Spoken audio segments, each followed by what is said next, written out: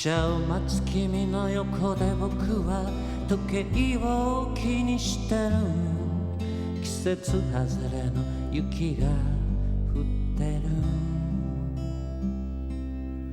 東京で見る雪はこれが最後ねと寂しそうに君がつぶやく。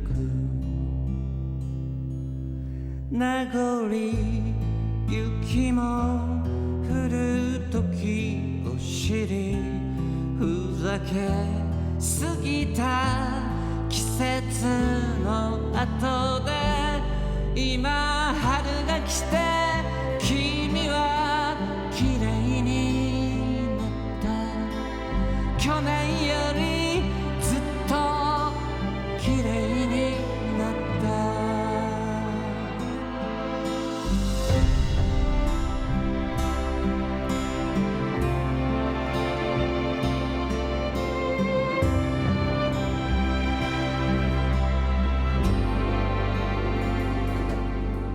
動き始めた汽車の窓に顔をつけて君は何か言おうとしている。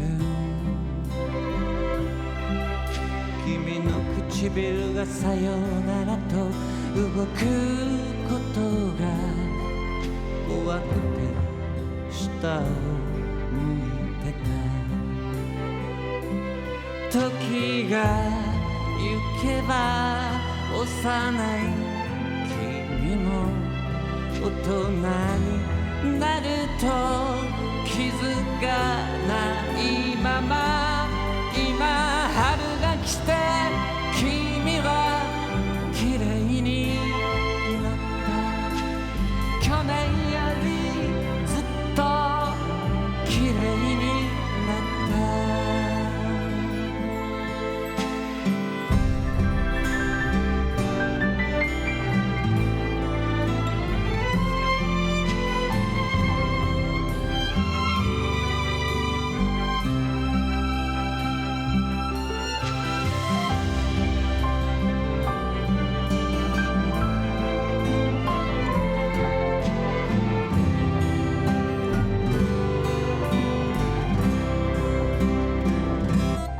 君が去ったホームに残り落ちては溶ける雪を見ていた。今春が来て君は綺麗になった。去年よりずっと綺麗になった。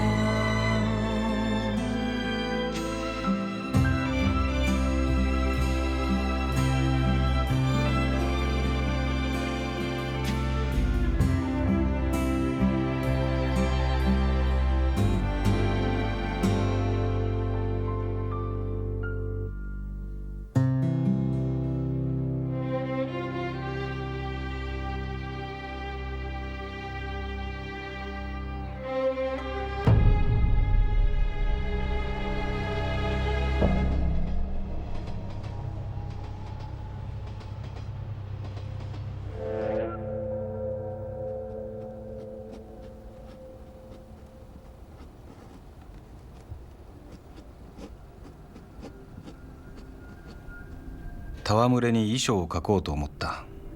本気で死ぬつもりはない。ただ生きていても仕方がない、そんな気分に襲われていた。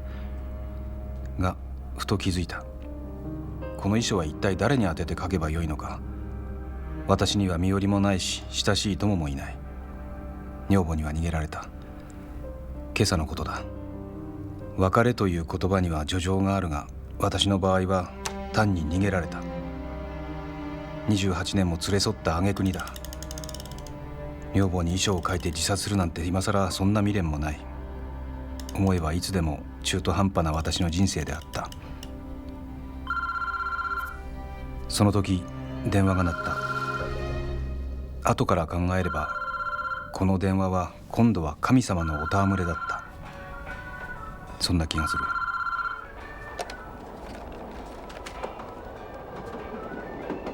はい、梶村です。もしもし。あ、優作さんですね。どちら様でしょう。いや、私水田と申しますが。水田さん、どちらの？水田だよ。水田健一郎、臼杵の。臼杵？そうだ、臼杵だ。お前、優作、臼杵も忘れたか？もっとももう28年になるからな、あれから。また28年だ。お前の住所は大学の卒業者名簿で調べさせてもらった。帰ってこないか、臼杵に。その28年ぶりに。なぜですか？由紀子が死にかけている。由紀子、いや、奥さんが死にかけている。今朝な、スクーターの転倒事故で意識不明の重体だ。救急病院に運ばれたが予断を許さない状況だそうだ。知らせる人がいたらお知らせした方がいいと医者がな。それで僕を。迷惑だとは思いましたが、やっぱりな、このままお前に梶村君に知らせないまま由紀子を死なせたらきっと後悔すると思って。もちろん来るか来ないかは君の判断です。だけど梶村君、優作、帰ってきてくれないか。由紀子もな、きっとそれを願ってる。わかるんだ、俺には。それが由紀子の気持ちが。だからな、頼む。俺を後悔させないでくれ。お願いします。もちろん奥さんが一緒でも構わない。由紀子にも会ってもらっているしな。そうだ、そうしろよ。その方が君も臼杵に帰ってきやすいだろ。うちのはね、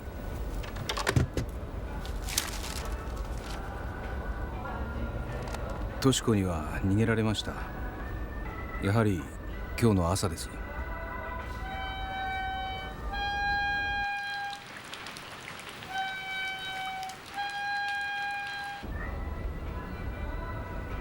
これが物語の始まりだった。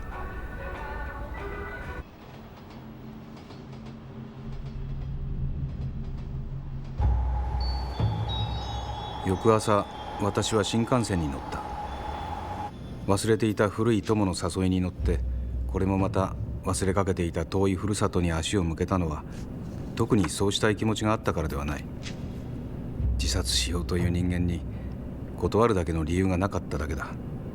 会社には風邪で休むとだけ電話しておいた。高熱です。3、4日はかかるでしょう。飛行機にしないで列車に乗ったのは、せめて臼杵に行くのではなく臼杵に帰るという儀式にしたかっただけだ。この線路はそのまま遠く臼杵までつながっている。私はただその距離を確かめたかったのだ。思えば28年前にはこうやって何度も列車に乗って臼杵に帰ったものだった。帰れば必ず臼杵の駅で水田と由紀子が待っていた。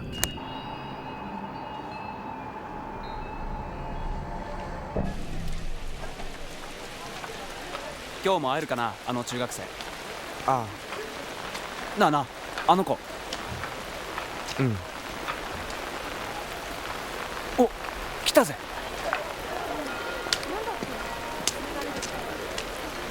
うんじゃあね。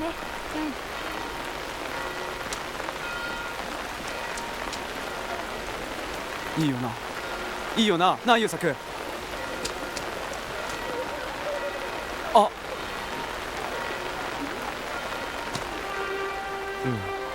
なんだい、はっきりしろよな、お前。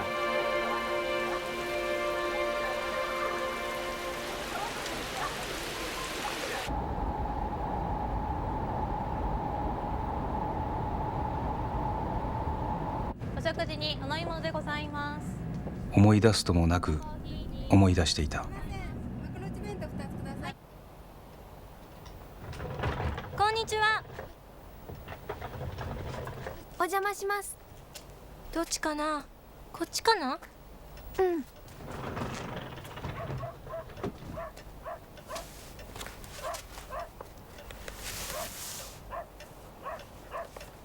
あった本当だ。でも何するのユキコ、こんなもので。いいわ。さあ行こう。はい、これください。でも買うのは私じゃなくてこの子の方。名前は園田ユキ子。はあ、先輩、このお店の息子さんですか？そうですけど。じゃあ名前教えてくださいますか？あ、それと年齢、生年月日も。ちょっとヒロミやめて。あんたのために聞いてあげたんじゃない。だっていいよ。じゃあ私は行くよ。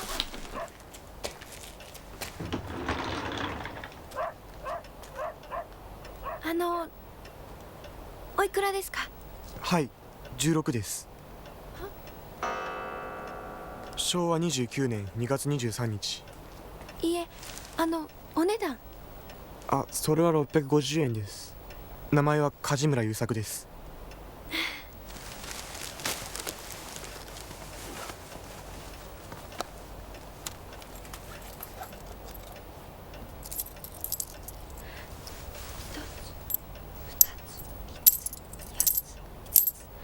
600と50円ちょうどです。確かに。ありがとうございました。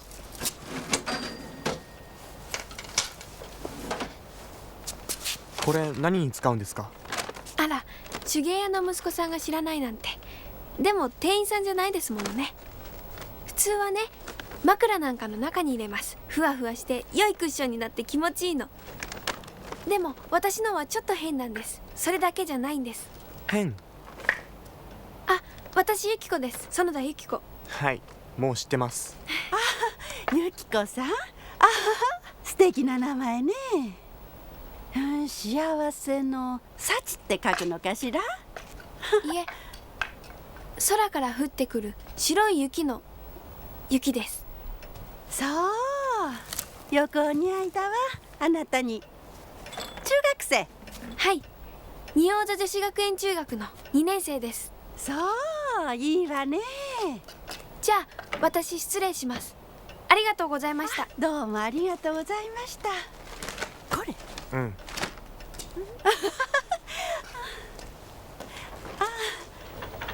どうも。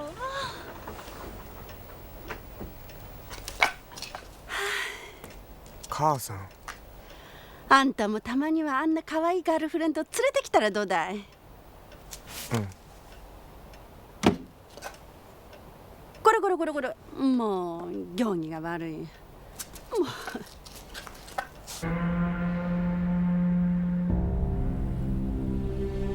小倉まで来ると懐かしさがよみがえってきた。九州の午後は赤い。海が青ければ青いほど風景が赤く感じられるのはなぜだろう。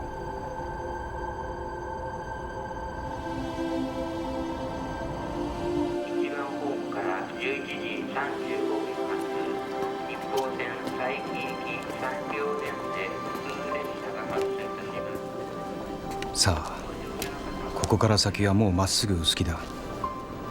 距離がどんどん縮まってくる。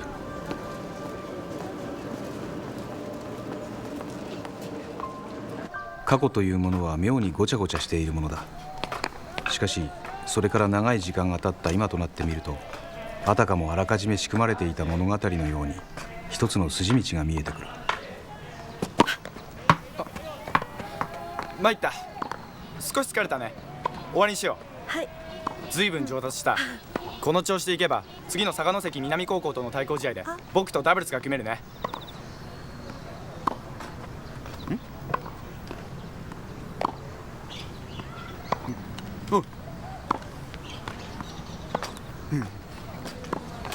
もう一回だ。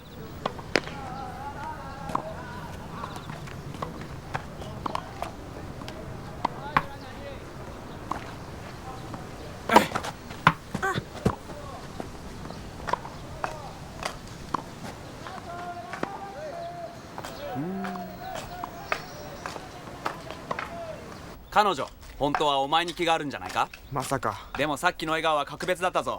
風梨高校の花新谷ゆりえに惚れられるなんて、お前梶村優作も大したもんじゃないか。あいつには杉田の方が似合ってるだろ。学級委員同士。分かってないな、お前は相変わらず。世の中ではな、成績優秀スポーツ万能だからってそういう者同士が惚れ合うとは限らない。ほら、映画とか小説にもあるだろう。そういう女に限って売れない絵描きとか貧乏な音楽家とかダメな男に入れ上げるものさ。そんなもんかな。そんなもんさ。だからな優作、お前にも十分チャンスがあるってものよ。はっはっはっはっはっはっはっは。先輩。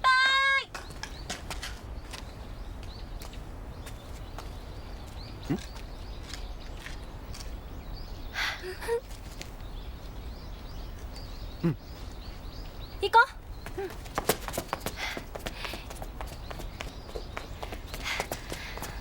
こんにちは。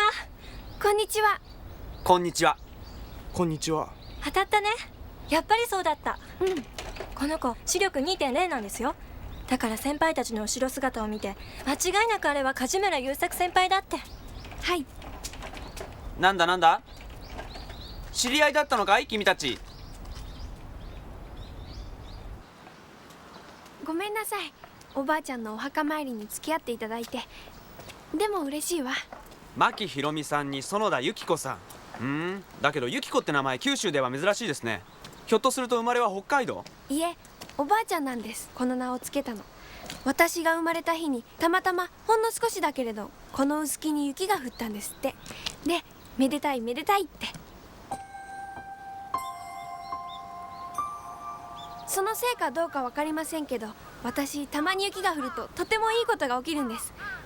なくしてたものが見つかったり、会いたかった人に会えたり。しかしそれじゃあいっそ新潟とか青森とかね、それこそ北海道に引っ越せばいい。だったら冬の間は毎日いいことばかり起きるわけだ。そりゃそうですけれど。ねえ、梶村先輩はどう思います？それはたまにだからいいんじゃないかな。そうよね、そうですよね。たまにだから。奇跡。雪か。この臼杵に最後にいつ降った？昨日のことのようだ、あの頃のことが。けれども昨日のことのよう。この言葉の意味を理解するのにどうして人は何十年も年を重ねなければならないのだろうか。あの頃の私は自分がやがて50という年に近づくだろうなんて考えてもみなかった。しかしあの頃だって時はゆっくりとだが動いていたのだ。まさかな、ひろみさんの方が本当に北海道に越しちゃうなんて考えてもいなかったな。運命って不思議でいたずらなもんですね。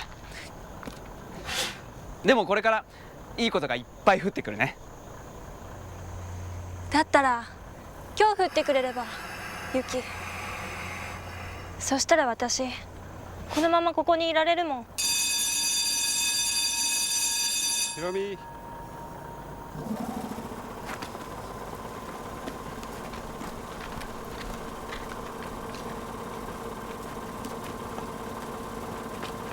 はい。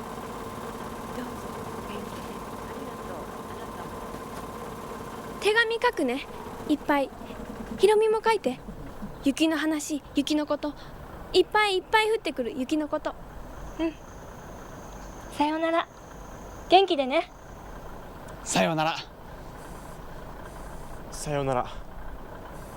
さようなら。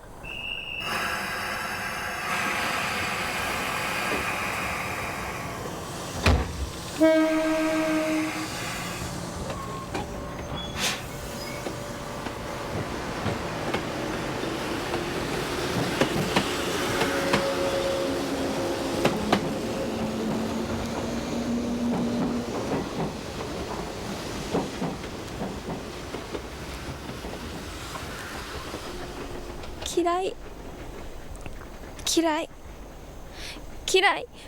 別れるのって私嫌い。別れはすでに少しずつ始まっていたのだろうか。そしてそのことに由紀子だけが気づいていたのだろうか。しかし私や水田は実はそれどころではなかった。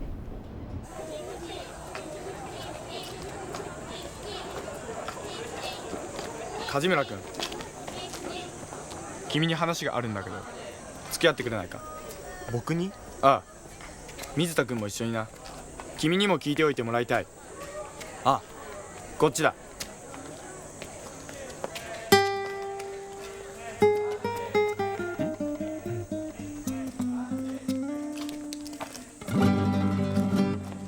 こういう時にはお決まりの神社の境内だ。なんだい一体こんなところに連れてきて。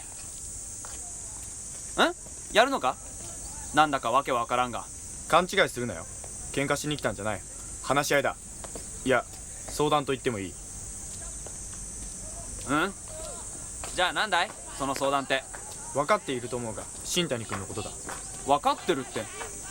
お前優作、何かあるのか新谷ゆりえと。いや、その通りだ。まだ何もない。だがこれからはある。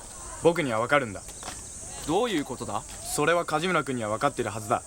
新谷君のことを見ていればよく分かる。なるほど、それなら俺にも分かる。僕はね、未然に防ぎたいんだ。間違いを。未然に間違いを。新谷君は僕を好きになるべきだ。だって僕は新谷君のことを本気で愛しているんだから。しかし梶村君、君はそうではないだろう。それはまあそうだろう。そんなんじゃ彼女は幸福にはなれない。新谷君を幸福にできるのは僕だけだ。しかし肝心の新谷ゆりえはどうなんだ？問題はそこだ。どうやら彼女は梶村君を好きらしい。だから相談だ。梶村君、彼女から手を引いてほしい。手を引くっても僕は何も。新谷君を嫌いだって君が宣言してくれればいい。それはちょっとできないな。なぜだ？だって新谷君を嫌いなわけじゃない。僕は嘘はつけないよ。僕は新谷君のことは何とも思っちゃいないけど、少なくとも嫌いじゃない。それなのに嫌いだなんて言われたら新谷君嫌な思いをするんじゃないか。僕は人をむやみに傷つけたくない。卑怯者！卑怯？君には分かっていない。このままでいる方がよほど彼女を傷つけることになるんだ。では男らしく競い合おう。君が手を引かないのなら僕は君と競う。正々堂々とな。待てよ、競い合うって何をだ。成績やスポーツなら競わなくても勝負はついている。やるしかないかな、優作。お望みなら。分かった、日時は俺から伝える。じゃあ待っている。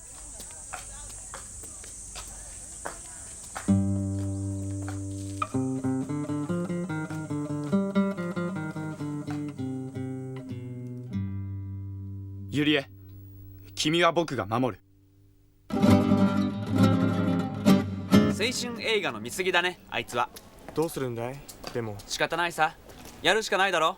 人生にはな、時に映画のようなことも起こるものさ。お前にはな、少しはこれくらいの刺激があった方がいい。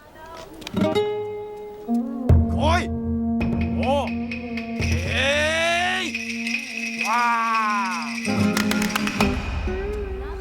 だがま、よくやった。梶村優作としては上出来だ。新谷ゆりえはもっと惚れ直すぜ、お前に。ルールはルールだよ。どういうことだい？負けたんだ、僕は。競い負けたんだ。身を引くのか？いいのかそれで、お前。行くぞ！よし！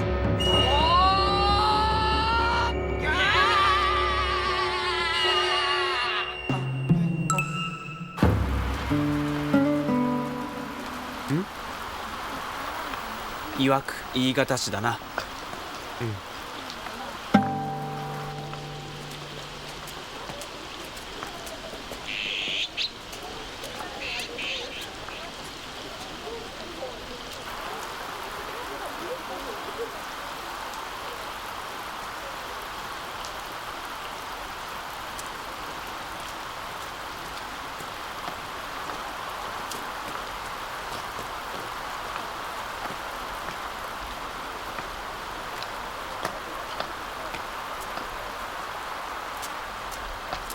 いや、おはよう。何するんだ？言っておきますけどね、私物じゃありませんから。勝手に取り合ったりしないで。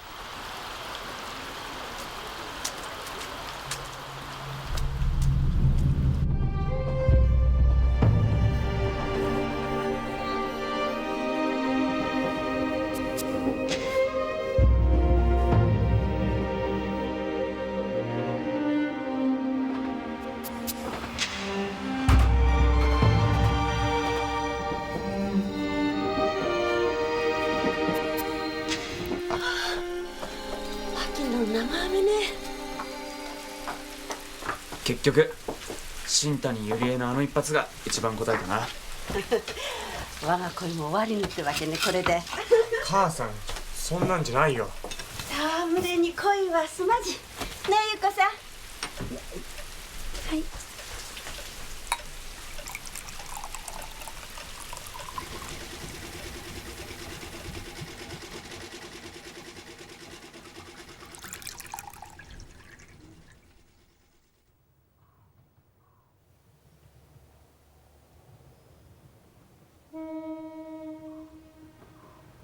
山あいのホームに光と影が交差する。ああ、臼杵の駅だ。それは28年前からちっとも変わらない。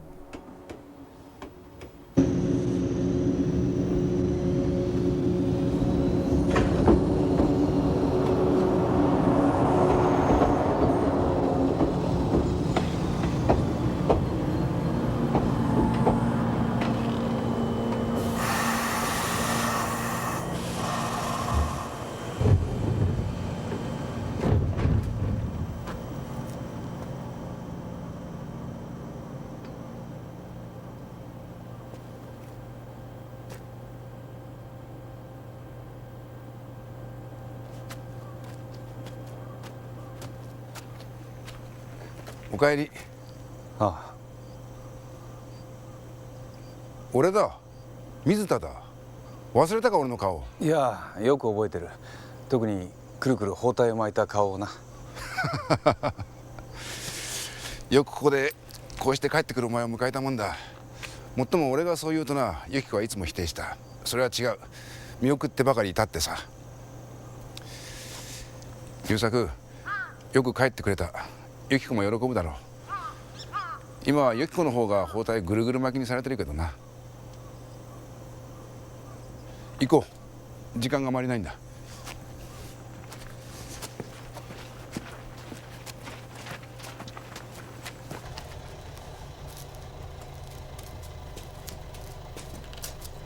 まあこれなんだけどね。ああ、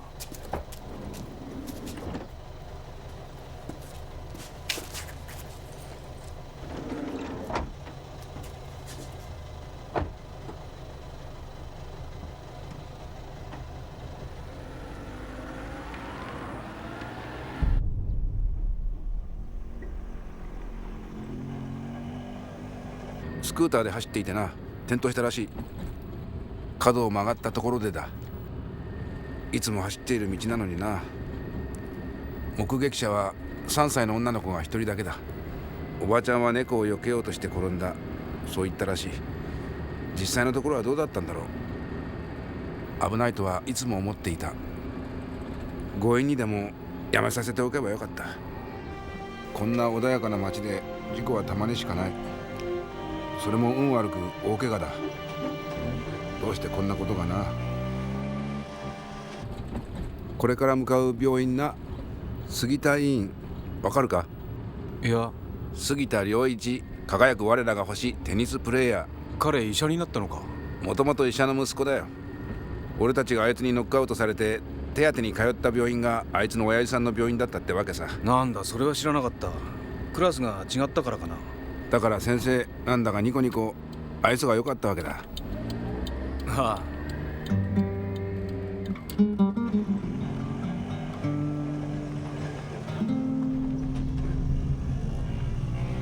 それから新谷ゆりえ。現杉田総合病院の院長夫人だ。本当か？未然に防いだわけだ。間違いをな。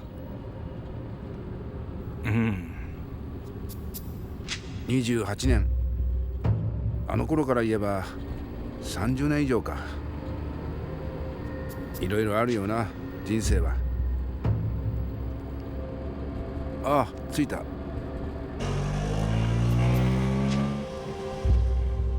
たまげただろう。これが現杉田総合病院だ。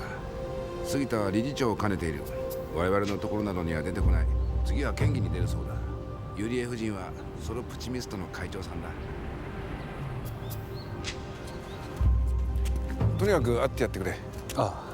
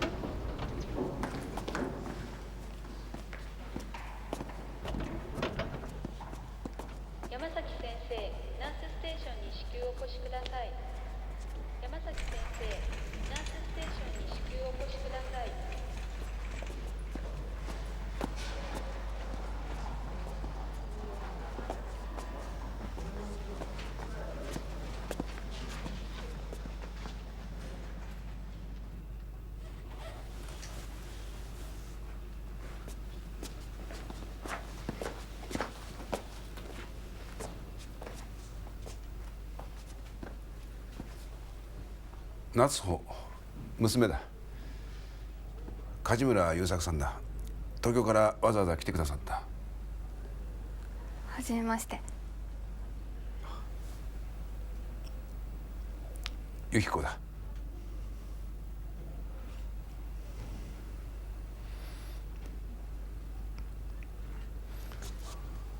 自力で呼吸できなくなったら終わりだそうだ。さあ、何か声をかけてやってくれ。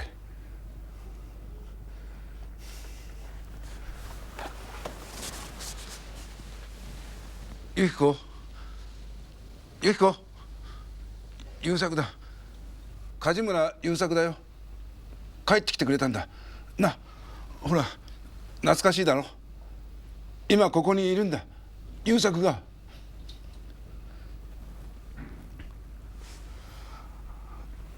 すまん、すまん、優作。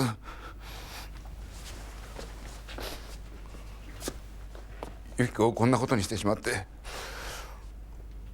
お前に由紀子を守るってあれほど約束したのにな。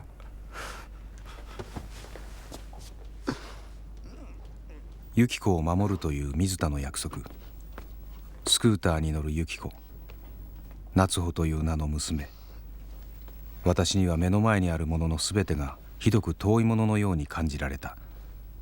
そう、今ここにいる水田も、ベッドの上の由紀子も、この私自身さえも、私はその時臼杵での最後の日のことを思い出していた。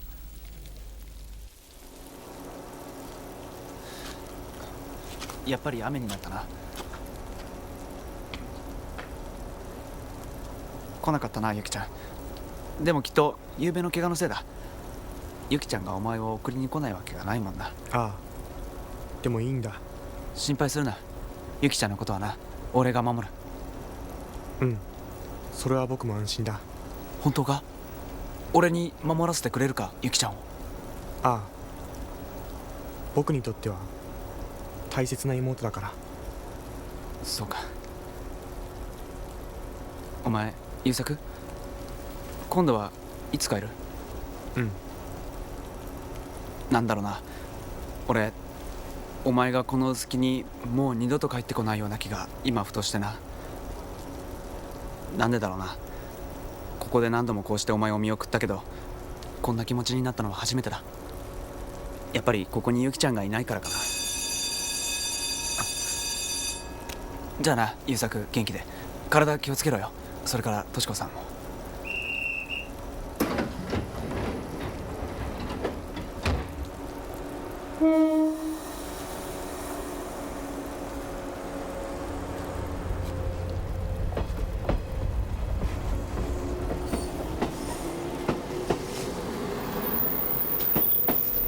ゆきちゃん、いけない、やめろ。ダメだよ、こんなことしちゃ。違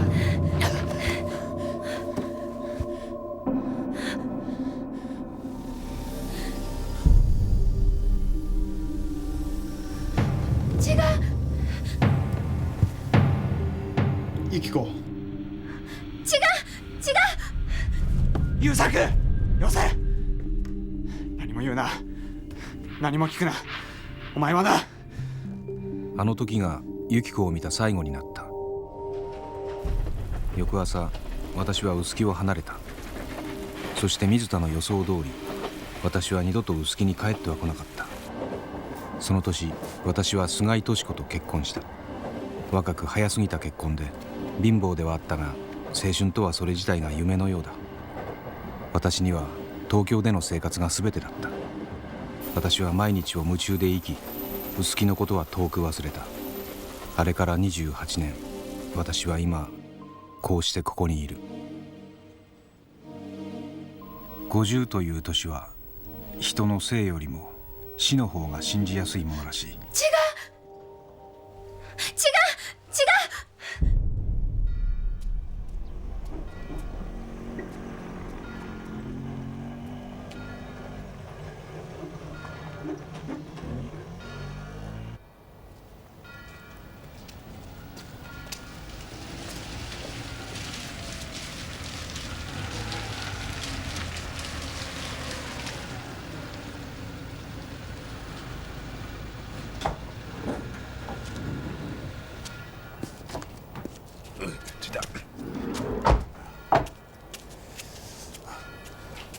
酔いだ。うん。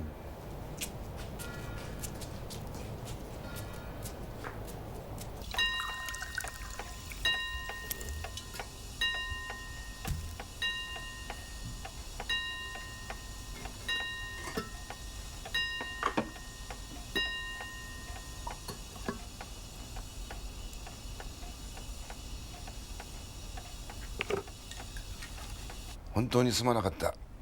でもよく来てくれた。嬉しかった。どこかに宿うとも思ったが、こうしてお前とゆっくり話をしたかった。むさ苦しいうちだが遠慮はいらん。まあくつろいでくれ。しかし病院の方はいいのか、詰めてなくても。何かあったら夏穂が知らせてくれる。あの子は母親にでしっかり者だから。俺もまた戻る。いくつになる娘さん？13だ。俺たちがユキコに会った年だ。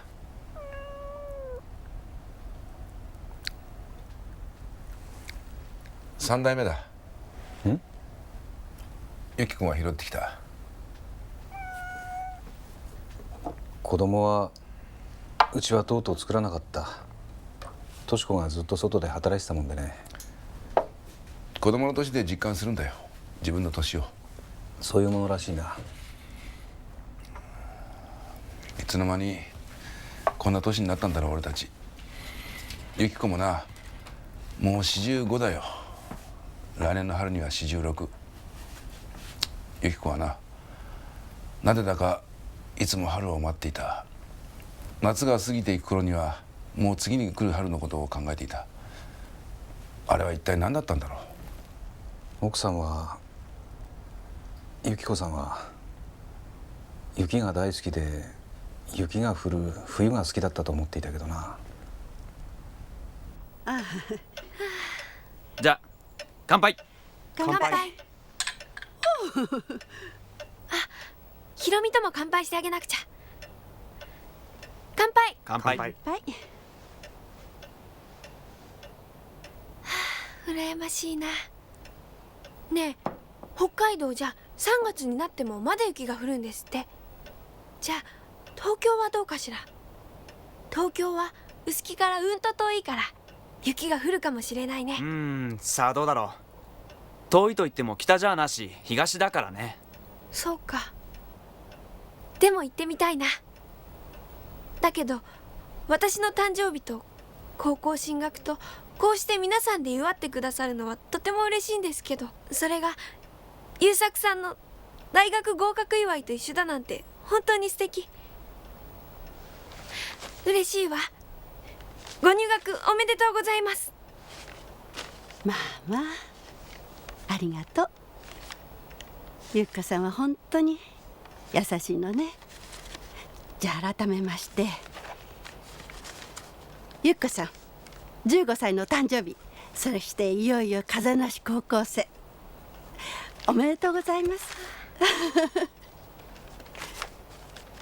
古いもんなんだけど私が大切にしていたアルバム、いい写真でいっぱいにしてね。ありがとうございます。それお手紙いっぱい書いてくださいね。ああ。おめでとうゆきちゃん。優作と俺から名残雪って花だそうだ。かわいい。それから優作、これは親父からもらった本なんだが、東京に行って心が弱くなった時に読むといい。ありがとう。ユキコもおめでとう。ありがとうございます。おめでとうございます。はあ、いいな。おめでとうとありがとうがいっぱいで。本当ね。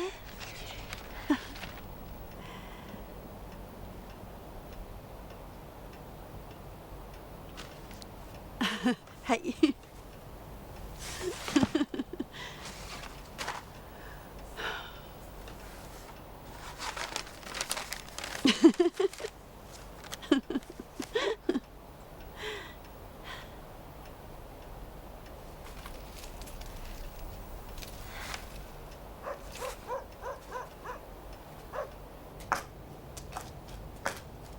俺もな、優作と一緒に東京へ出ようかと何度も考えた。しかし優作と違って俺は将来親父の酒屋を継ぐ運命だ。それにまあ大学に合格する力もないしな。どうせ酒屋になるなら早いうちから実地で体験しておいた方がいい。いいわね。水田さんのように人生がずっと先まで決まっているのなんて、もう安心して何でも勉強できるもの。私なんかこの先どんな運命が待っているのかな。結婚して良い子を産んで幸福になればいい。やだ、そんな簡単なの。第一、結婚したからってそのまま幸福になるって決まっているわけじゃないでしょ。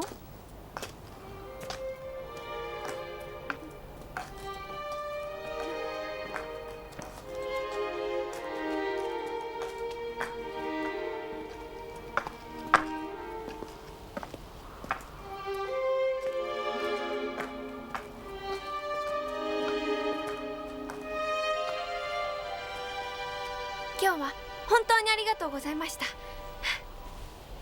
あ、でもこのまま帰らないで。お願いがあるの。ほら、あそこでちょっと待ってて。何どうしたの？何があるの？いいからそうして。お願い。うん。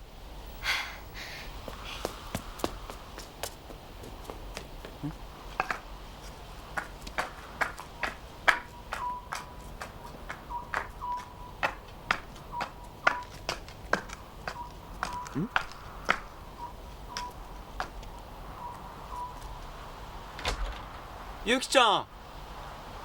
ゆきよ、ねえほら、ゆきよ。今日は良い日だったから、奇跡のような一日だったから、雪が降るの。ねえ、ゆきよ。ほら、ゆきよ。私たちの雪。ありがとう。ありがとう。おめでとう。ゆきちゃん。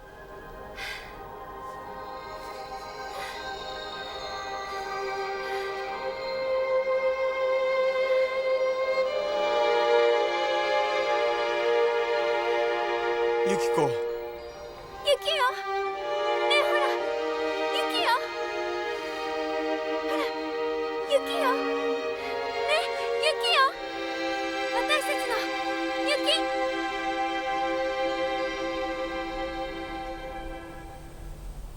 気をつけてよ。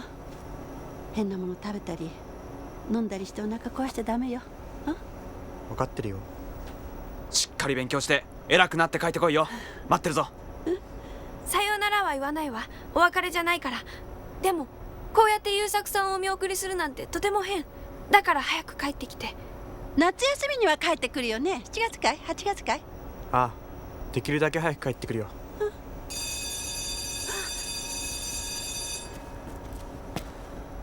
お土産はいいから、楽しいお話いっぱい持って帰ってきてね。あはい。いってらっしゃい。気をつけてね。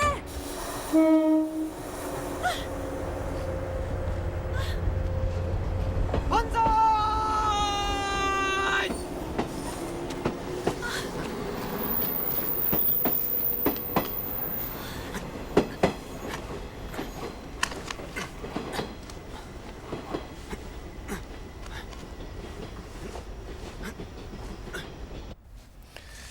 さあ、そろそろ俺病院に戻ろう。夏穂を寝かさなきゃな。夏穂ってな、面白いだろう。由紀子がつけたんだ。真冬に生まれたのにな、真夏の太陽のように元気に育ってほしいってさ。夏には雪など降らんだろうに。ああ、水田、一つだけ聞きたいことがある。あの時由紀子さんは違うって叫んだ。あれは一体どういうことだったんだ。あの時あの部屋の中で一体何があったんだ。そのわけはお前が一番よく知ってると俺はずっと思ってたぞ。由紀子もそのことについてはあれから一言も口にしなかったしな。僕がそのわけを。すまん、病院へ行く。母が案内するから2階でゆっくり休んでくれ。病院へは明日また来てくれればいい。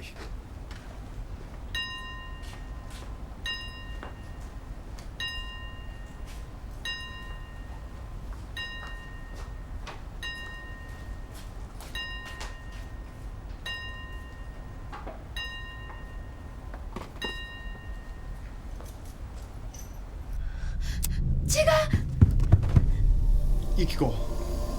違う優作よせ、お前はな。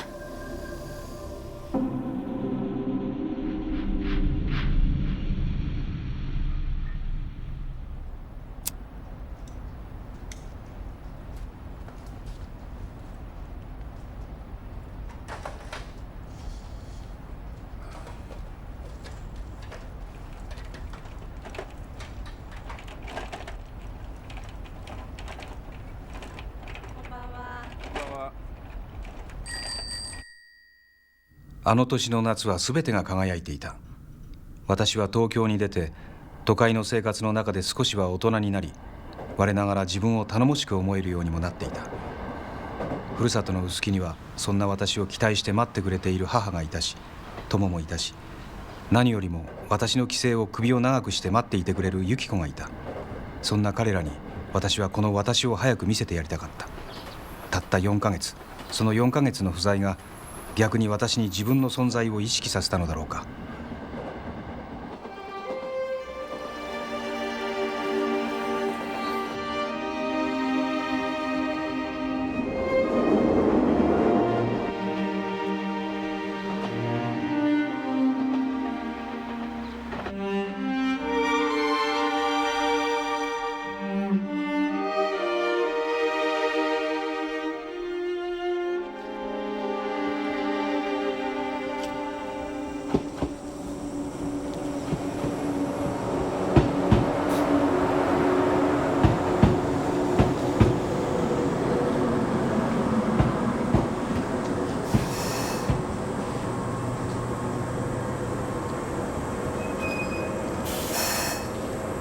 ホームに影が落ちていた。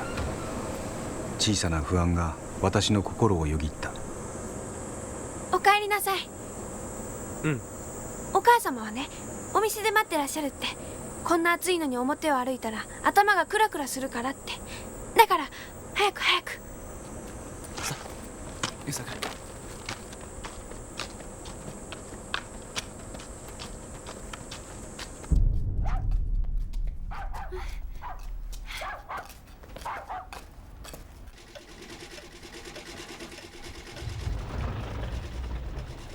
ただいま。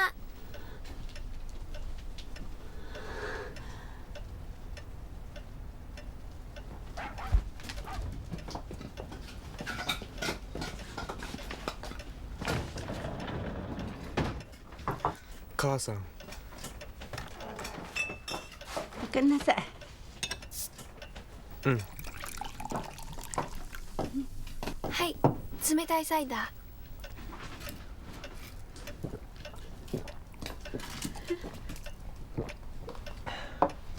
着替えてくる。水田さんも。ごちそうさん。東京と臼杵、この距離が何かを変えているようだ。私はその時不思議な旅人の目でふるさととふるさとの人たちを見つめていた。いい女房だったよ、本当に。俺には過ぎた女房だった。うちの親父も向こうの両親も見とって子供も手を離れたしな。その点に関しては心残りはないと思うんだ。心残りだなんてお前、由紀子さんはまだ。こいつに心残りがあるとすれば何だろうって考えたんだ。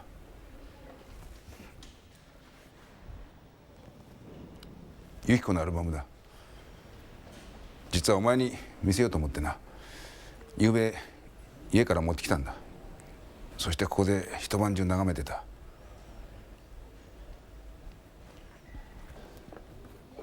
開いてみろ。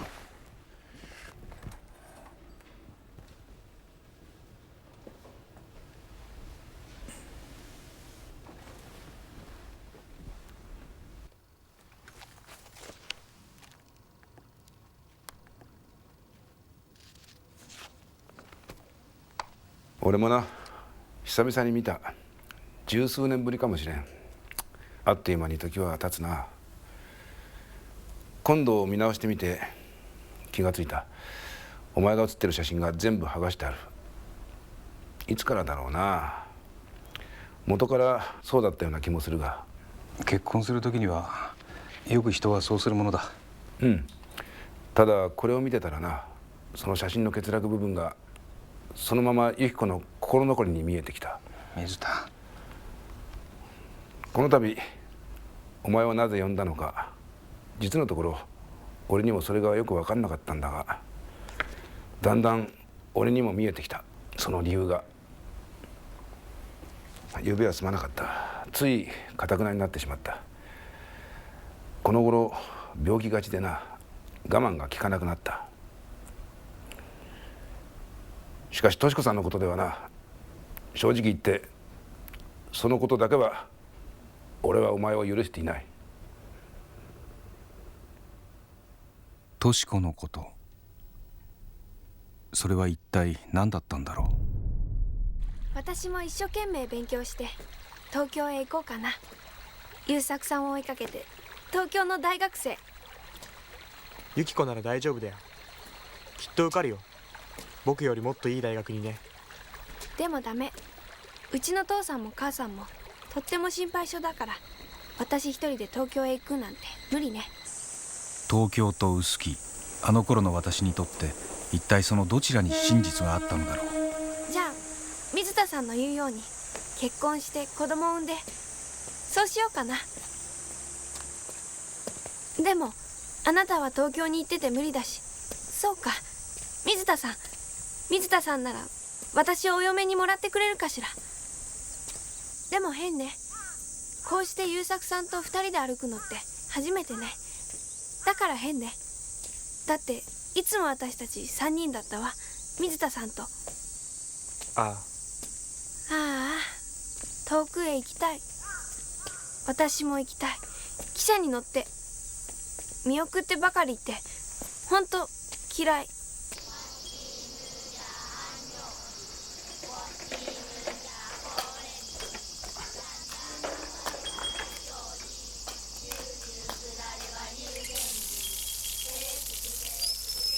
暑いなあ。あ、こんにちは。頑張っちょんな。はい。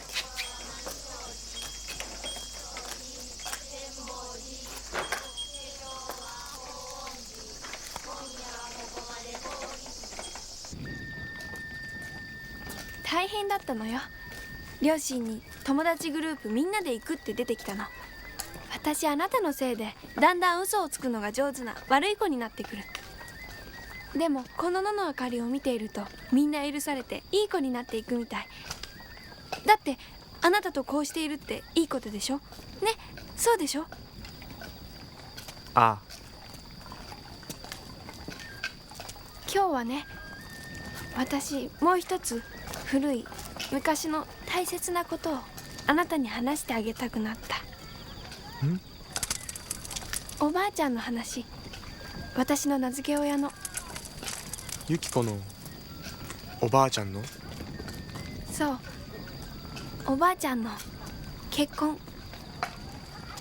私のおばあちゃんはね、2度結婚しているの。2度？結婚を？おばあちゃんの最初の夫だった人、結婚して本当にすぐに赤髪が。赤髪って知ってますよね。戦争に行きなさいってお国の命令。その赤髪がいきなり来て、それで中国へ行って戦死してしまったんですって。結婚してすぐに？ええ。それでどうなったかっていうと、おばあちゃんその人の弟さんと結婚させられたんだって。それが私のおじいちゃん。そんな。昔はね、家を守るためにそんなことがよくあったらしいの。でもおばあちゃんはおじいちゃんと結婚してもそのお兄さんのことが忘れられなかったので、その人と最後に別れたのが雪の日だったんだって。それで約束してくれたんだって。僕はね、きっと帰ってくるよ。この臼杵のことが大好きだからって。薄木のことってもちろんおばあちゃんのことよね。ああ、そうだね。その約束だけを信じておばあちゃんずっとおじいちゃんと一緒に生きてきたんだって。うん。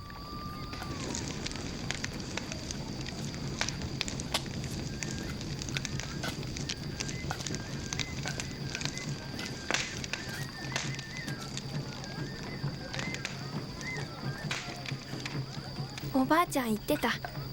お前は一番好きな人と結ばれて愛をたくさん積もらせろって。ユキコって名前はそういう意味だって。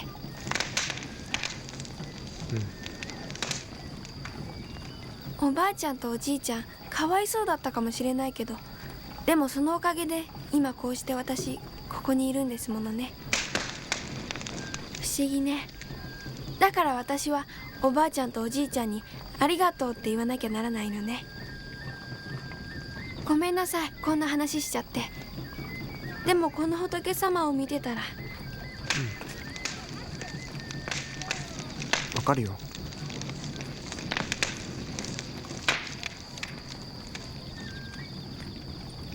ああ、綺麗。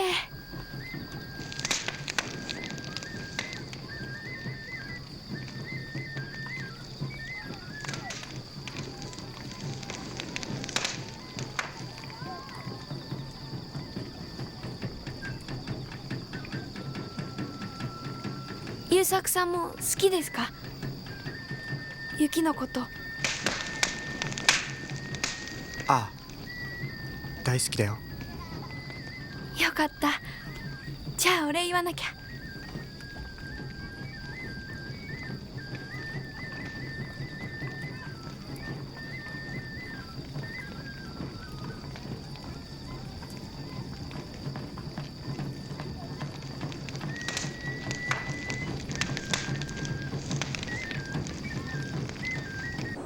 そんなわけでもうお別れ。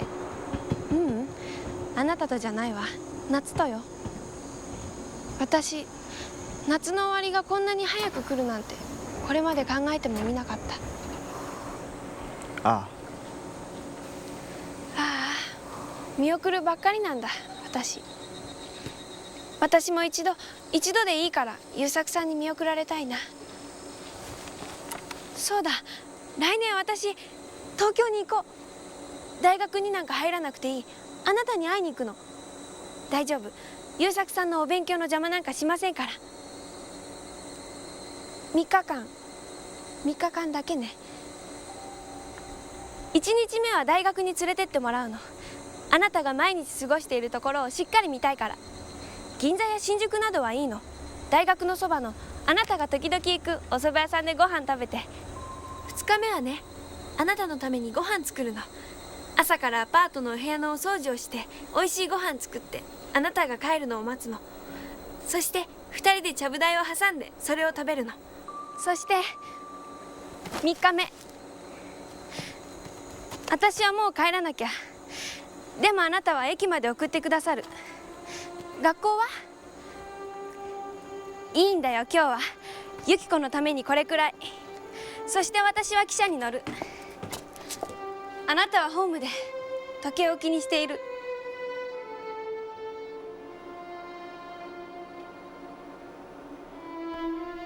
その時ユキコの唇がさようならと動いたような気がして、私はそれが怖くてふと下を向いた。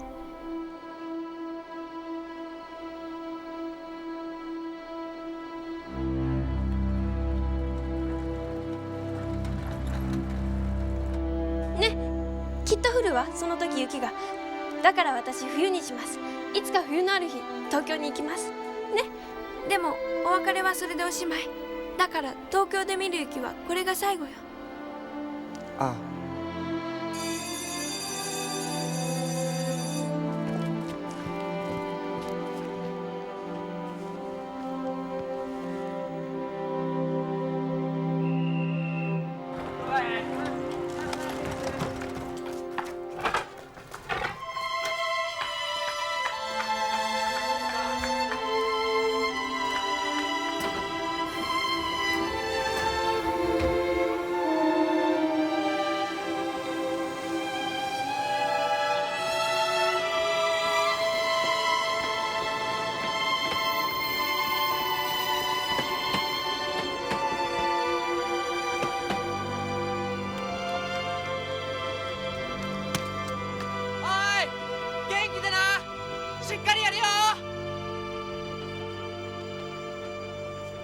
しかしそのユキコの願いは叶えられなかった。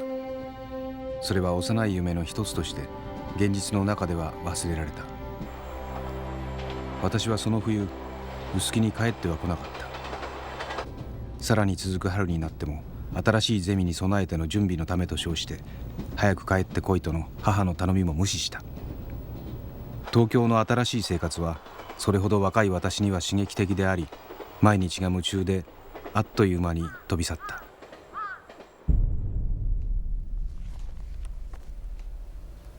取り返しのつかないことをした。そういう思いが俺にはある。いや、そんなことはない。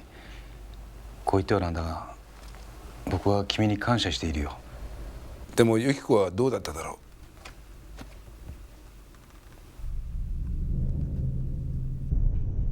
う。翌年の夏になって私は1年ぶりに臼杵に帰ってきた。例によってユキコと水田が迎えてくれたが、その時私は一人ではなかった。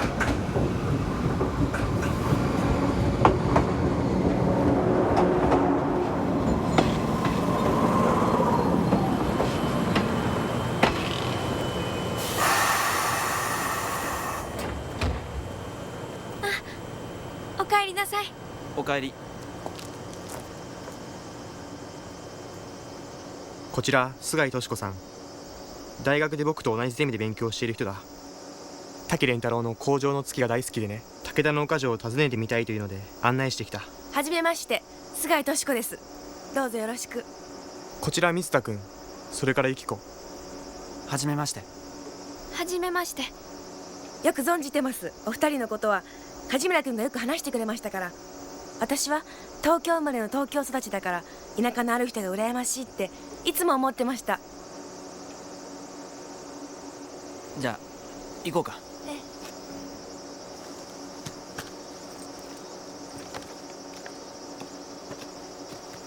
素敵。こんな田舎の駅、私大好き。梶村君にくっついてきて本当によかった。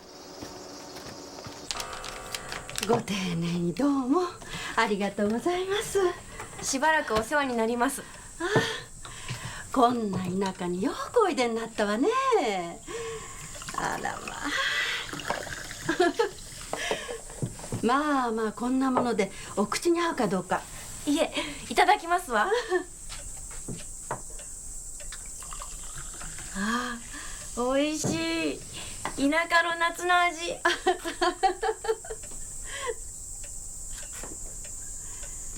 じゃあ俺はこれで。配達の続きがありますから。優作、またな。としこくん、君も着替えたら、なんならシャワーもあるし。はい。あら、じゃあお宿取らなきゃ。先に話しといてくれればちゃんとしたのにごめんなさいね。いや、としこくんには2階に泊まってもらうんだ。僕はね、ここで母さんと寝るから。僕の部屋を開けるから。優作な、お前こんなむさ苦しいところでね。いいんです、お母様。私しっかり梶村君と田舎の夏休みをしようって楽しみにしてきたんですから。そう。じゃあな、優作。ゆきちゃん。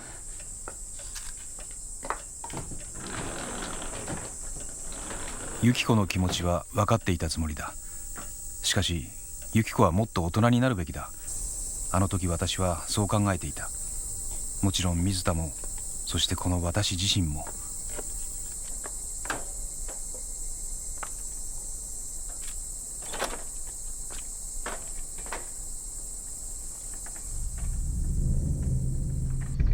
昔の人は偉いな。よくこんな大きな石をここまで運んでこのように積み上げたものね。そういう意味ではね、現代の俺たち人間はもう退化しちまったのかもしれませんね。俺など酒の木箱いくつか持ち上げただけでもう夫婦言ってるんですから。この城が築城されたのは平安時代です。戦国時代は難攻不落の名城として知られていましたが、明治になってから時の政府によって取り壊されてしまいました。廃藩置県ですね。そうです。ここに来るといつも思うんですよ。昔の人が200年以上もかけて作った城を見てみたかったなって。人間って作る力もあるのになぜ壊してしまうんでしょうね。滝蓮太郎が父の転勤で武田に来たのは明治45年で小学校2年生の時でした。ここで遊ぶのが大好きだったそうです。鬼ごっこしたり、夜集って肝試ししたり、岡城を照らす日の光、月の光、いつまでも変わらないその光は一体何を照らし続けたんだろう。そう考えて工場の月を作曲したんだそうです。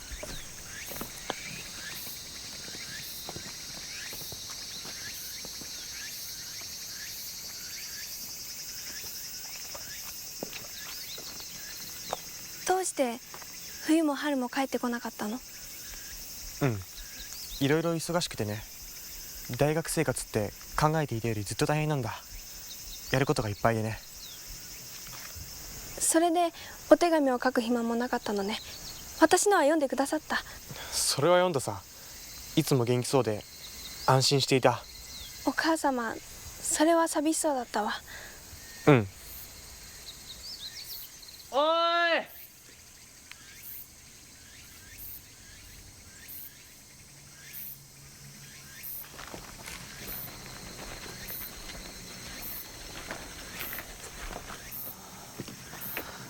すごいよな、自然の力って。俺はこの根っこを見るたびに、よし俺もしっかりしなくちゃって勇気をもらうんです。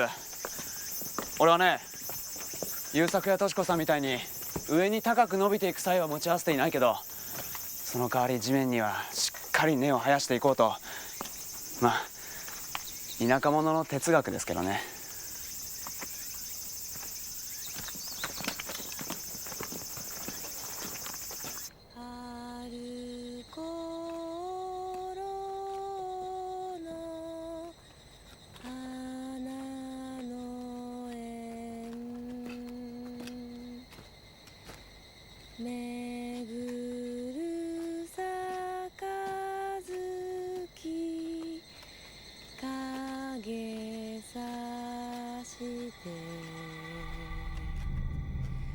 千代の松ヶ江分けいでし昔の光今どうしてあんなことをしたんだ。あの夏からゆきちゃんはちょっと人が変わった。俺は心配でいつもゆき子をじっと見ているようになった。少女から少し大人になっていくんだと僕はそう思っていた。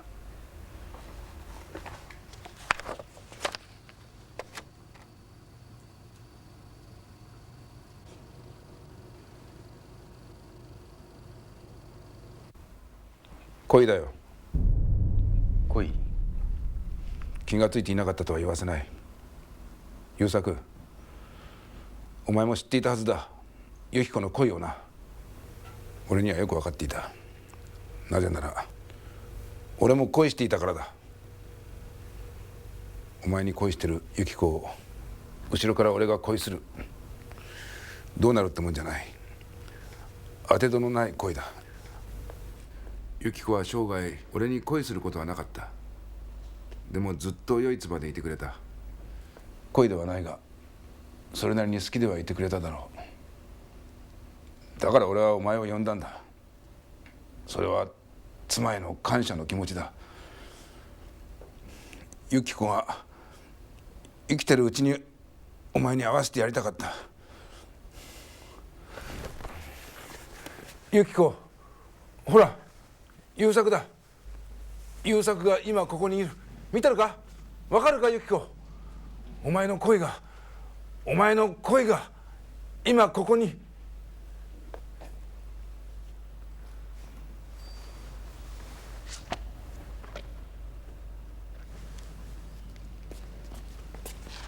正直言って私、おじさまにここに来てほしくありませんでした。あんな父の姿を見るのも嫌だし、あんな母の姿を見られるのも嫌でしたから。ああ、そうだろうね。でも難しいものですね、生きるって。何が正しくて何が間違っているのか。君も夏男君もいろいろと考えてるんだ。このちっぽけな頭でこれでも一生懸命なんですよ。うん。おじさまが知ってらっしゃった頃の母はちょうど私くらいだったんですね。ああ、由紀子さんが13歳から16までの間です。不思議ですね。私はそんな母を知らない。ねえおじさま、似てます？私その頃の母と。夏穂という名は夏に風に吹かれて走る帆掛け船の帆。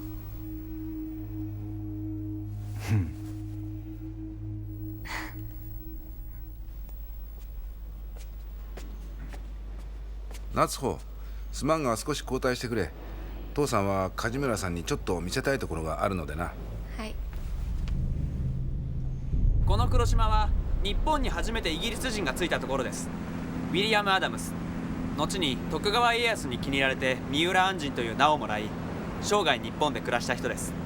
按針が航海士として乗っていたリーフデ号がこの黒島に漂着したのは1600年、関ヶ原の合戦があった年です。按針はイギリスに奥さんと子供を残していました。なぜなんでしょうね。二度と帰ることができないかもしれないのに。按針は一体どんな気持ちで故郷を離れていったんでしょうね。そして見送る人たち、その人たちは二度と会えないかもしれない人をどんなつもりで見送ったんでしょうね。あ、こっちだわ。じゃあ後で。あ、行こう。後でね。じゃあ。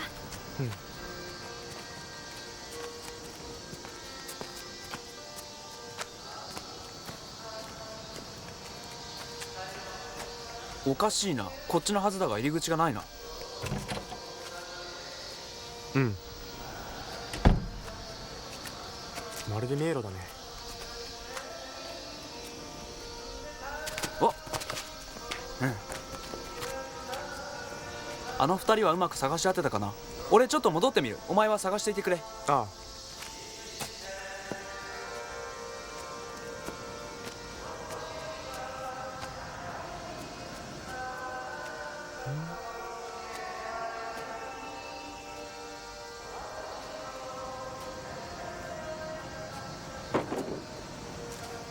梶村君、ダメよ。ここは女子用、男子用はお隣。まあでも梶村君なら許す。どう？綺麗だった？私。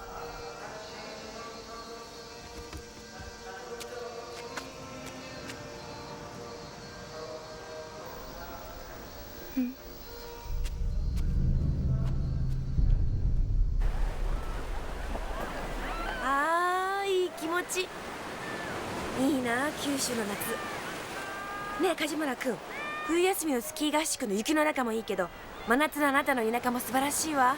これから毎年冬と夏と両方こうして過ごそうか。スキー合宿？雪の中？それは何なんですか？志賀高原知ってる？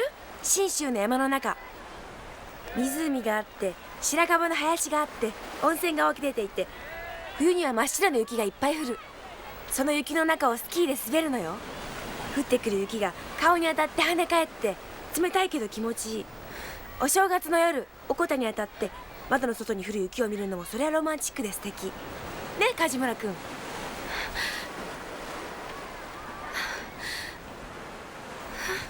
ゆきちゃん、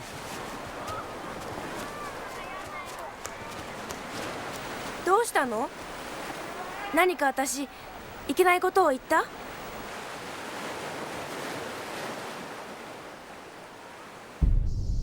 こうして見るとあなたたち本当に仲のいい兄弟みたい。羨ましいわ。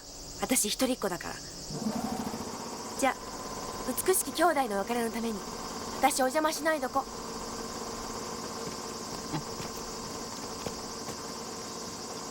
冬休みのことは私諦めます。また志賀高原のスキー合宿でしょ。大学生活のためにはそれも大切ですもの。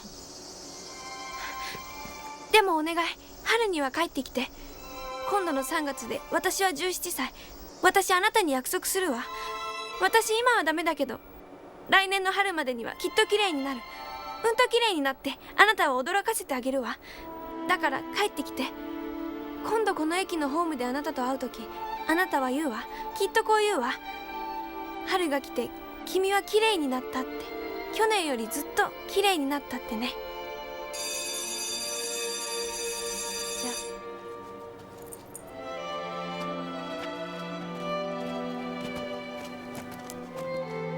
じゃあな、元気で。さよならとちこさん。ありがとう。優作。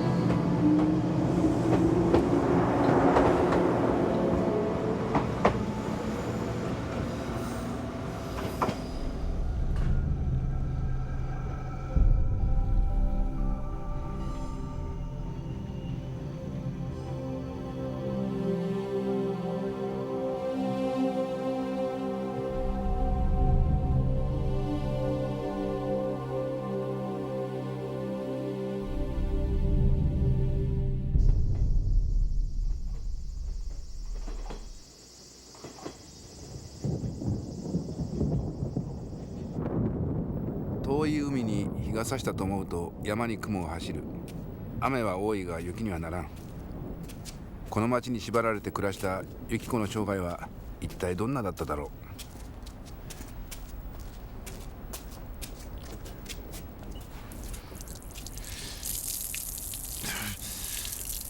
う。お前もどうだ？気持ちいいぞ。いや、この様子じゃまた降り出すだろう。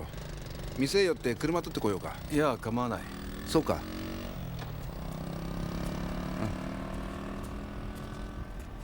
何も変わらんだろう、臼杵の町は。どんどん変わっていくのもいいが、こうして変わらんのもいい。痩せ我慢のようだが、どっちかといえば俺はこの方が好きだな。うん。で、どこへ連れてってくれるんだ？お前、ユキコさんのそばについてた方が良いだろうに。あいつがな、お前にもきっと見せたいだろうと思ってさ。ん？こ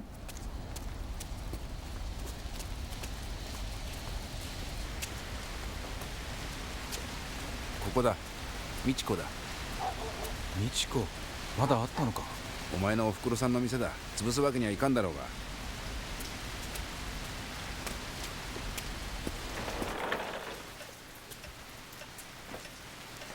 もっともそう言ったのは由紀子の方でな。それでお前から買い取った。人を介しての売買だったから相手がお前だとは思わなかった。恥ずかしくってそんなもん名乗れるものか。道理で良い値段で売れた。当座の学費や東京での生活に随分役に立ったもんだ。結婚式の費用まで捻出できた。先方の親に面目が立った。そうか。由紀子はな、毎日時間があるとここへ来てこれを作ってた。何でも中に小さなふわふわしたビーズを入れるとな、気持ちのいいクッションができるんだとか。俺も使ってみているが、なるほど気持ちいい。よく眠れる。発泡ビーズか。なんだ、知ってるのか。どんなもんか俺は中身を見たこともないが。あるさ、お前も。ほら、ここで由紀子の誕生日と僕の大学入学祝いとやって由紀子の家まで送ったことがあっただろう。あった。そんなこともあった。今思い出した。あの時由紀子が窓から雪を降らしただろう。ああ、降った。臼杵には珍しい雪が降った。たまげたな。あの雪がこの枕の中身だ。へえ、そうだったのか。それでか、この枕をして寝ると幸福な夢が見られますって。雪枕か。そんな名がついていたのか。気がつかなかったな。28年一緒に暮らしていてもまだまだ互いに知らないことがあるんだな。そういえばいつだったか由紀子がこんな話をしてくれたことがあった。昔由紀子がほんの子供の頃のことだ。家にあった大きな枕とふざけ合って遊んでいた。そしたらな、突然その枕が破れて中身をそこいら中にぶちまけちまったそうだ。その枕の中身というのが白いふわふわした羽毛でな、まるで雪のようだった。雪がいっぱい降る中にいるようだった。夢のようだった。嬉しかった。幸せだったって。違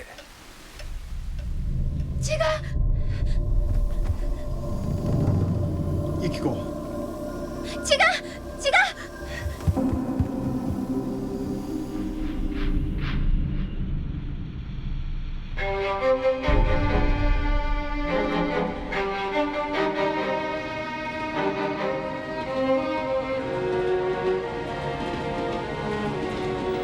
私が帰るのをユキコが諦めていたその冬、私は突然臼杵に帰ってきた。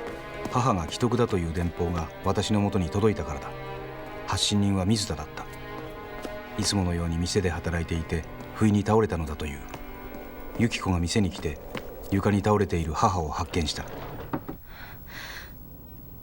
はい、そうです。通夜が明日、告別式が明後日です。はい、よろしくお願いします。優作。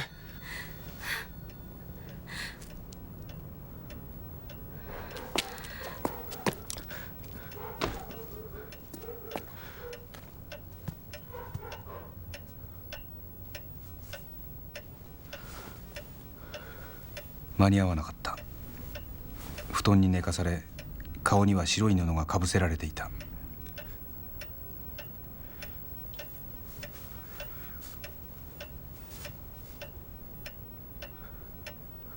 何か言えよ。何か言ってあげろよ、優作。どうしてお前は大事な時にいつも黙ってしまうんだ。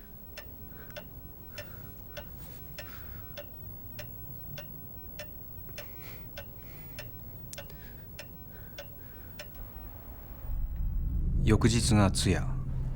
その翌日、多福寺で葬儀が行われた。葬儀には東京からとし子が駆けつけてくれた。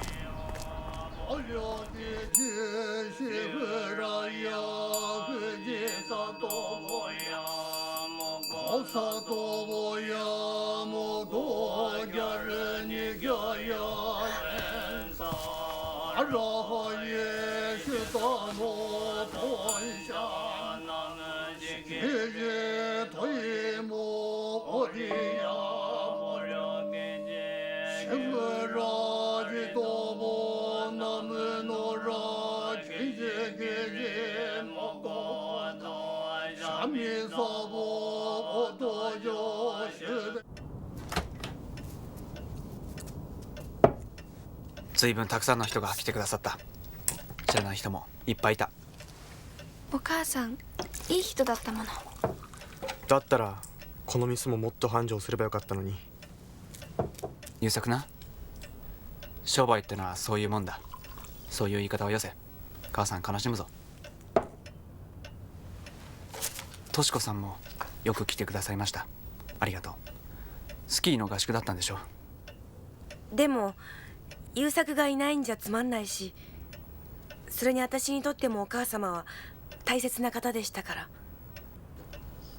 そうですか。ゆきちゃん、もうおいとましよう。ゆきちゃんもね、あまり遅くなるとご両親が心配されるから。俺送ってくよ。僕も行こう。ちょっと外歩きたくなった。じゃあ私も。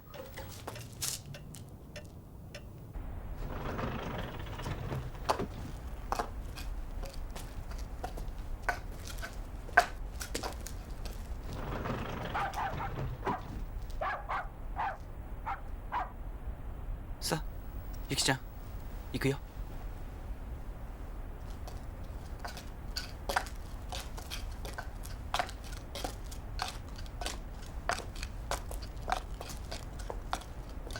僕らは歩いた。ただ黙って歩いた。ユキコは時々立ち止まり、夜空を見上げては小さくため息をついた。冬の夜空は暗く、僕らの足音だけが夜のしじまにこだました。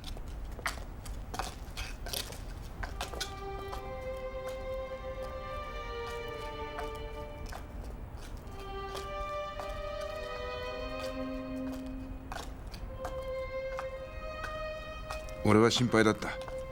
ゆきちゃんのことがひどく心配だった。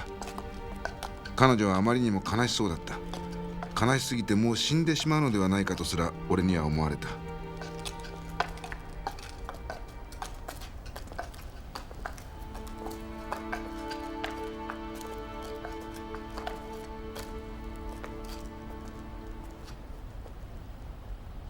じゃあおやすみ。いろいろありがとう。お疲れ様。じゃあ。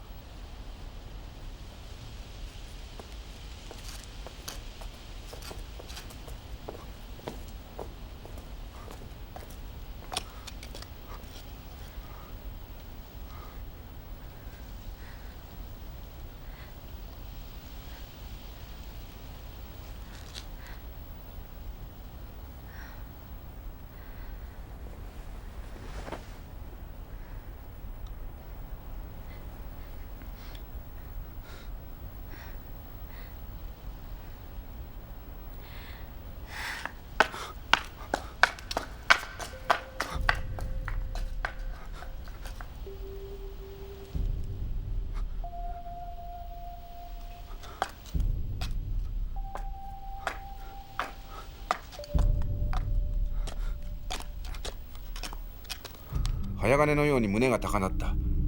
頭の中がガンガンした。無我夢中だった。自分が今何をしているのかもわからなかった。ゆきちゃんが雪を降らせたこの窓の下をくぐり抜けて庭の方へ入っていった。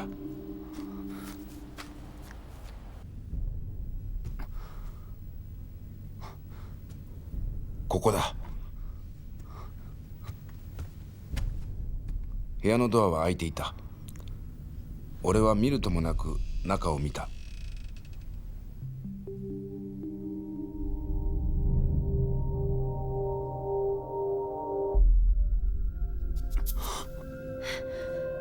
ゆきちゃん、いけない、やめろ。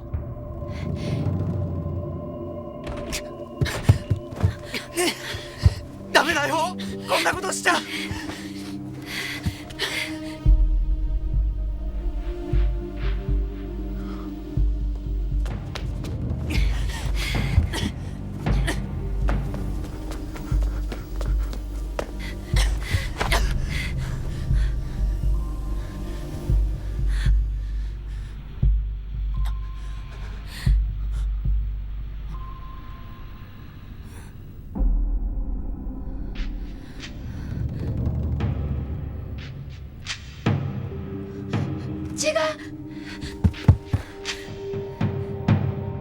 ユキコ。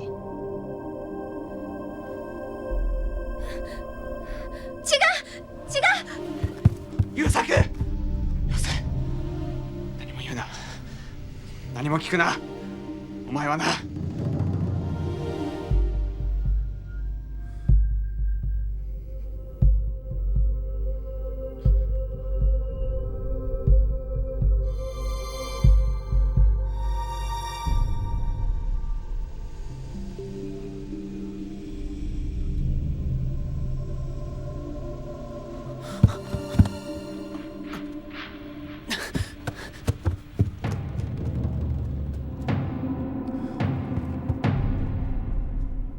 やっぱりな、ユキコの両親が気づいて後で一騒動になったそうだ。部屋のドアは開きっぱなし、枕には血が、娘はいない。ユキコが帰ったのは翌日の昼間だそうだ。雨でびしょ濡れになっていな。俺は密かに気づいていた。お前が東京に帰る列車をどこかで見送っていたんだろうな。やっぱり来なかったな、ゆきちゃん。でもきっと夕べの怪我のせいだ。ゆきちゃんがお前を送りに来ないわけがないもんな。ああ、でもいいんだ。心配するな。ゆきちゃんのことはな、俺が守る。うん、それは僕も安心だ。本当か？俺に守らせてくれるか、ゆきちゃんを。ああ、僕にとっては大切な妹だから。しかしこの28年間俺はユキコとそのことについて話をしたことはない。あの時のことはアンタッチャブルだ。聞きたいが聞かないのも結婚っていうもんだろう。ゆき子はあれからせっせと枕を作っている。一昨日の朝もスクーターに乗ってここに来る途中で事故に遭った。あの夜この道子を出てそこの戸口のところでゆき子は空を見上げていた。暗い空だった。あの横顔の悲しそうで何かを願う様子を僕はよく覚えてる。ああ、その顔なら俺もよく覚えてる。綺麗だったな。我が女房ながらゆき子は本当に綺麗な人だった。僕はね、ゆき子はあの時雪を降らせたかったんだと思う。雪を？お前が話してくれたゆき子の子供の頃のように枕を破ってね。それでカミソリで？雪を降らせたかったんだと思う。暗い夜にいっぱいいっぱい真っ白な雪を降らせたかったんだと思う。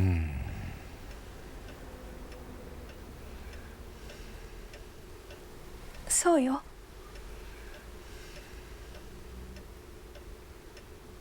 だって冬なのに空は暗いし寂しいでしょ。白い雪が空に舞ったらどんなに素敵だろうって。あなたのお母さんもきっと喜んでくださるし、水田さんだって親切だし、あなたもとし子さんだって志賀高原に行けなくたってこの臼杵で雪が見られるんだし、そうしたらこの私にも何かご褒美がきっといいことがあるんじゃないかしらって。でも残念だけど私の雪はもう枕の中。それでね、子供の頃のように枕を破って雪を降らせましょうと。臼杵の町にいっぱいいっぱい雪を降らせましょうと。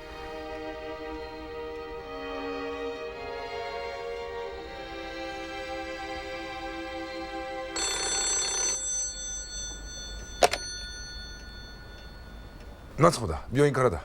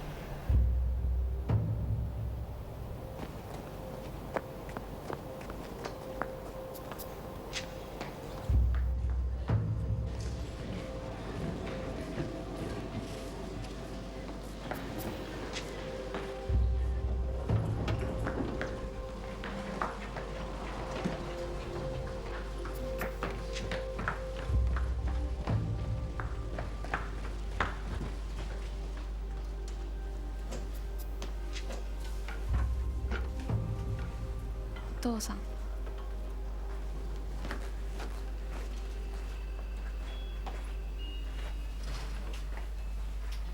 間に合わなかったよ。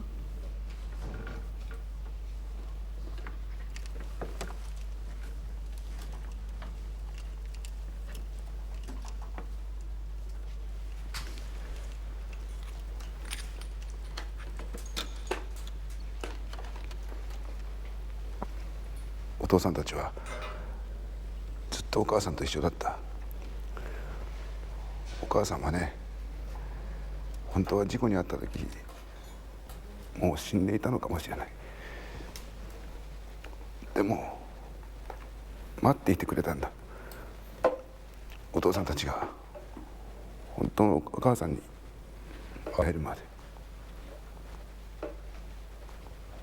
お父さんはそう思う。許してくれ。買ってよ。お父さんもおじさまも。大人はみんな自分のことしか考えていない。私のお母さんよ。今ここで死んでいくのは私のお母さんよ。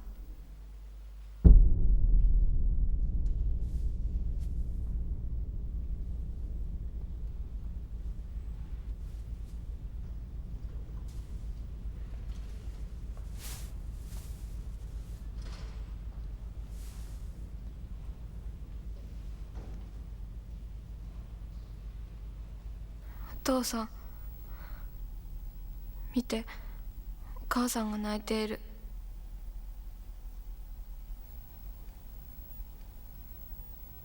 お母さん。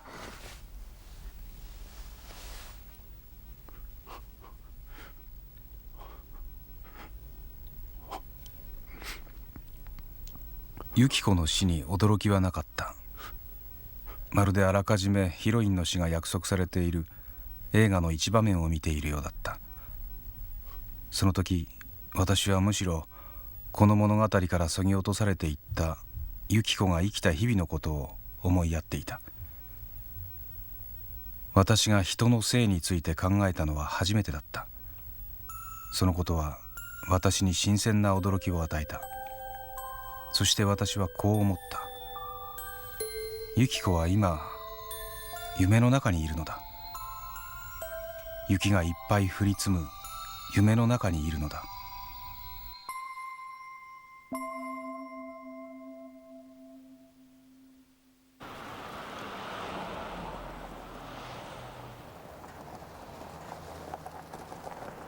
私のその想像が正しいものかどうかは今となってはもうわからない。夏穂が言うように生きるということは難しい。そしてきっと身勝手なものだ。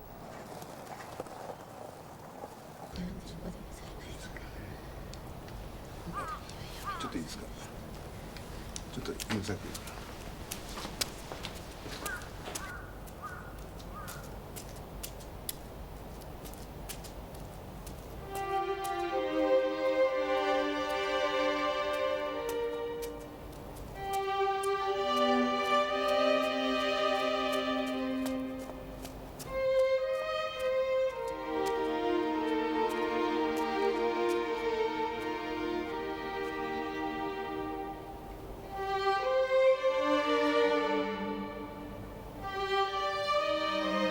ただ私に今わかるのは、ユキコはこの臼杵で一生懸命生きたということだ。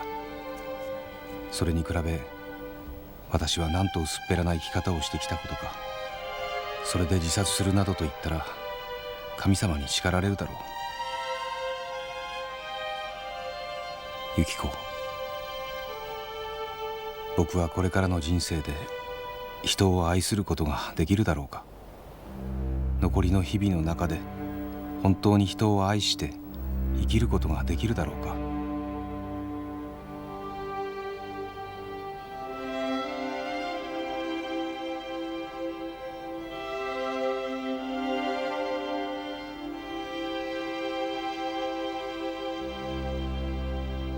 最後の日はこれまで見たことのない嘘のような夕焼けだった。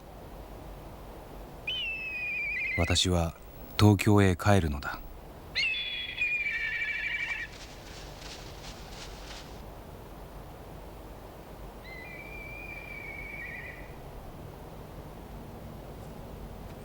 お別れだね。ありがとう。ユキコも喜んでくれただろう。今度はいつ会える？約束してもきっとまたあっという間に28年さ。優作、俺はこれからどうしたらいいんだろう。僕も君もただ生きていくしかないだろう。できれば一生懸命な。一生懸命か。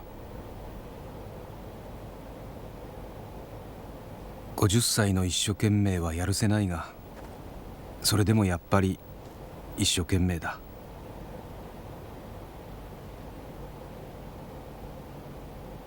僕はこうして一人ぼっちだが、君には夏穂ちゃんがいる。水田、気がついているか？夏穂ちゃんはあの頃のユキコにそっくりだよ。そうか、そう思うか。そうだ、そう思う。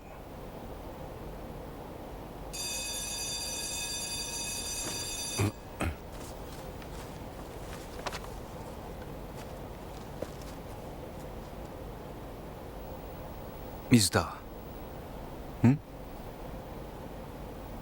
僕はね、あの夏、28年前のあの夏、この駅でユキコと約束したんだ。約束？何を？今度の春はきっと帰ってくるってね。そしてユキコにここで会ったらきっとこう言うんだってね。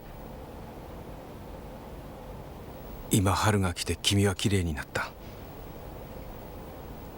去年よりずっと綺麗になった。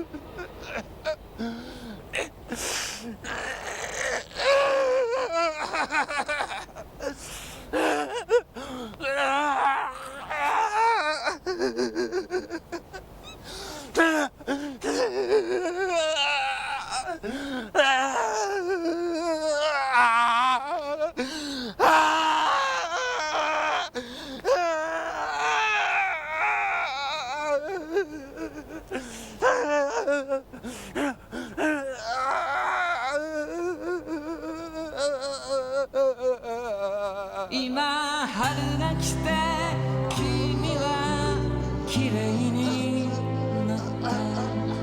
去年よりずっと綺麗になった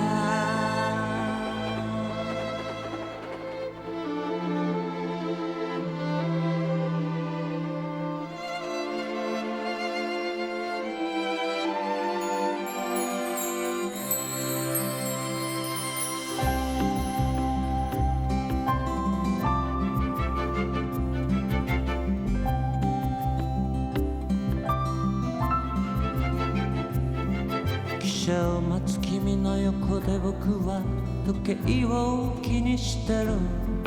季節外れ雪が降ってる。東京で見る雪はこれが最後だと寂しそう君がつぶやく。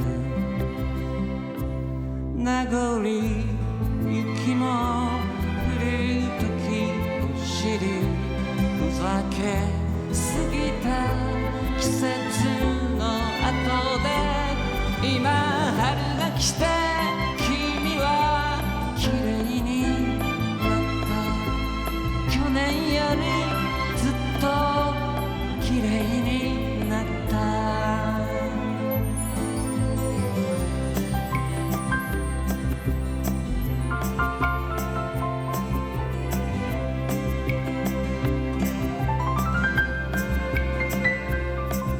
動き始めた汽車の窓に顔をつけて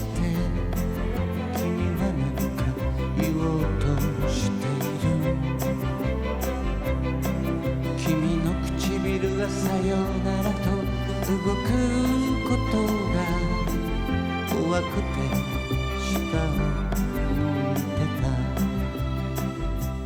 時が行けば幼い君も大人になると気づかないまま今種なきして君は綺麗になった去年よりずっと綺麗になった